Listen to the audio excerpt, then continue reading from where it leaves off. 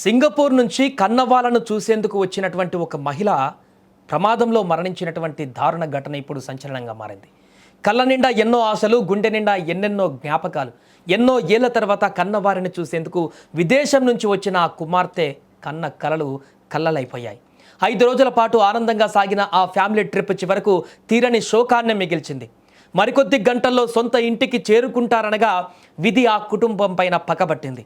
Road ప్రమాద రూపంలో వచ్చిన మృత్యువు ముగ్గురిని పొట్టన పెట్టుకుంది. కర్నూలు జిల్లా ఆదోనికి చెందిన ఓ సాఫ్ట్వేర్ ఇంజనీర్ కుటుంబంలో జరిగిన ఈ ఘోర ప్రమాదం 2 రాష్ట్రాలను ఇప్పుడు కలిచివేసింది.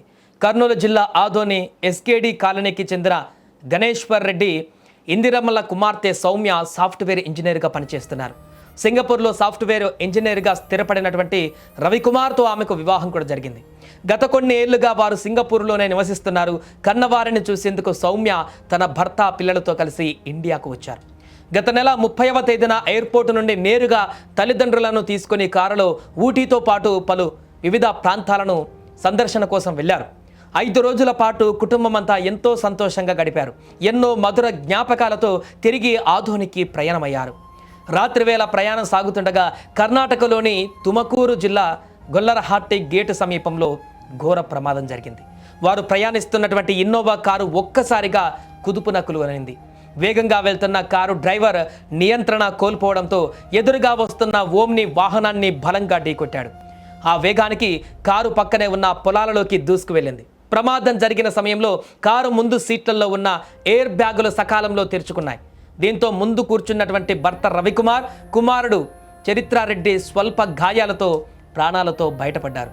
కారు మధ్యలో సీట్లో కూర్చున్న సౌమ్య, ఆమె తల్లిదండ్రులు గణేశ్వర్ రెడ్డి, ఇందిరమ్మ కూర్చున్న వైపు ఎయిర్ బ్యాగులు సాంకేతిక లోపం కారణంగా తెరుచుకోలేదు. దీంతో తీవ్ర గాయాల పాలైనటువంటి ఆ ముగ్గురు వెనక సీట్లో కూర్చున్నటువంటి ముగ్గురు బిడ్డ తల్లిదండ్రులు అక్కడికక్కడే ప్రాణాలు కోల్పోయారు. కళ్ళ ముందే భార్య, అత్తమామల శవాలను చూసి రవికుమార్ బిడ్డలను పట్టుకొని బోరున విలపించినటువంటి తీరు అక్కడ స్థానికులను ఒక్కసారిగా కంటతడి పెట్టించింది. ఈ ప్రమాదంలో సౌమ్య కుమార్తె చార్వి వెన్నుముక విరిగి రక్తపు మడుగులో పడిపోయింది.